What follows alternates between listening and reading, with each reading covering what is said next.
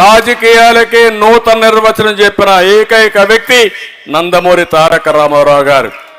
అందుకే నేను ఆ మాట అన్నాను. ఒక పక్క సంక్షేమం, ఒక పక్క అభివృద్ధి, ఇంకో పక్క ఒక పద్ధతి ప్రకారం రాజకీయం చేసిన వ్యక్తి. ఈరోజు నేను చూస్తా ఉంటే నాకే అర్థం కావడం లేదు, నేను ఎప్పుడు ఊహించలేదు. ఒకసారి ఒక ఎమ్మెల్యే 5 ఏళ్ళు కష్టపడతాం. ఎందుకు కష్టపడతాం 5 ఏళ్ళు? మళ్ళా తిరిగి ఎన్నికల్లో ఎన్నిక కావడానికి కష్టపడతాం. ఇప్పుడు 5 ఏళ్ళు వీళ్ళు ఎంజాయ్ చేశారు. ఎక్కడ ఏది కనపడిస్తే దోచేసుకున్నారు, ప్రజల్ని హింసించారు. మామూలు కాదు, రాక్షసుల మారిగా నా చరిత్రలో ఎప్పుడు చూడలేదు. కానీ మాట్లాడితే వాడి మీద దాడి, వాడి మీద కేసు. ఎక్కడ చూసినా దందాలు, ఇసుక దందా, మద్యం దందా, రౌడీయిజం, రౌడీ మామూలు అన్నీ చేసేశారు. ప్రజలు వీళ్ళని అసహించుకుంటున్నారు.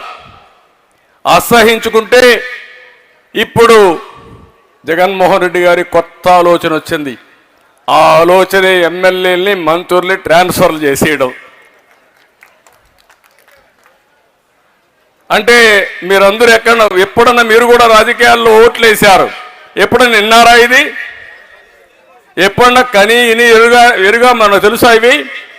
అంటే ఏంటిది అరాచకం ఏంటో నాకు అర్థం కాలేదు.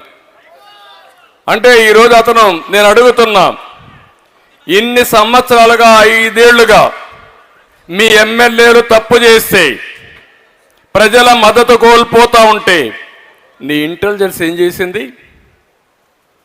ఎప్పుడైనా పిలిపించి ఒక మాట మీరు మాట్లాడారని అడుగుతున్నా. చూసారా? ఎప్పుడైనా మాట్లాడారైనా? ఎవరన్నా దండించాడా? తప్పని చెప్పాడా? ఈయనకి దొరికింది ఈయన దోచుకున్నాడు, వాళ్ళకు దొరికింది వాళ్ళు దోచుకున్నారు. ఇప్పుడు అంటున్నాడు వీళ్ళకందరికీ సర్వేలు చేశా, వీళ్ళందరూ లాభం లేదని. అసలు సర్వే నువ్వే లాభం లేదంటున్నారు. ఆ విషయం నువ్వు గుర్తుపెట్టుకో. ఈ రాష్ట్రానికి పెద్ద అరిష్టం కానీ పెద్ద నష్టం కానీ ఈ జగన్మోహన్ రెడ్డి. ఇతను రాజకీయాల్లో లేకపోతే ఈ రాష్ట్రం ఇంత విధ్వంసం అయ్యేది కాదు. ఒక పోలవరాన్ని, మొత్తం రోడ్లని, ఇండస్ట్రీస్ అన్ని తరిమేయడం, ఒక అమరావతిని నాశనం చేయడం, ఏ ప్రాజెక్టు పూర్తి చేయకుండా పోవడం, విపరీతంగా అప్పులు తేవడం, ఇష్టానుసారంగా అధికార దుర్వినియోగం చేసి అవినీతి చేసి కడాన మీరు చూస్తే ఋషికొండ లాంటి హిస్టారికల్ మాన్యుమెంట్ని ఎక్కడికక్కడ తవ్వేసి ఈరోజు అక్కడ కూడా ఒక పెద్ద ఇల్లు కట్టాడు, ప్యాలెస్ కట్టాడు. ఏంటో ఈయనే శాశ్వతంగా ఉంటాడనుకున్నాడు ముఖ్యమంత్రిగా. నాకైతే అర్థం కావడంలా 500 కోట్ల రూపాయలు ఖర్చు పెట్టి ఒక ప్యాలెస్ని కట్టుకున్నా అంటే ఏ విధంగా సమర్థించుకుంటామని అడుగుతున్నా. నేనేదో మా ఇంటికి అప్పుడే చిన్న రోడ్డు వేశారు, ఎంత 100 అడుగులు 100 గజాలు, దానికే ప్రతిరోజు విమర్శించిన వ్యక్తి ఈరోజు మీ ఇంటికైతే 4 లేన్ రోడ్డు వేసుకున్నాను. నేను దాని గురించి కూడా మాట్లాడడం వల్ల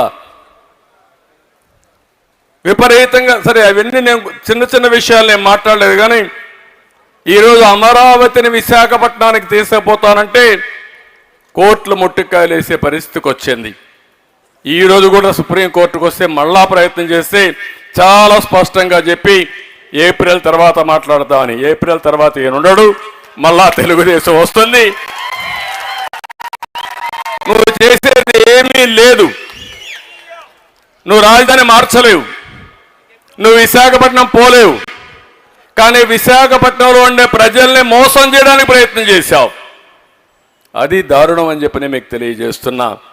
అంటే అసాధ్యమైన పని తెలిసి, ఇది సాధ్యం కాదని కూడా తెలిసి 100,000 కోట్ల రూపాయలు లాయర్లకు డబ్బులు ఇచ్చి ప్రజాధనాన్ని, ట్యాక్స్ పేయర్స్ మనీని దుర్వినియోగం చేసే పరిస్థితికి వచ్చాడు. అదే బాధ అని చెప్పి నేను మీకు తెలియజేస్తున్నా.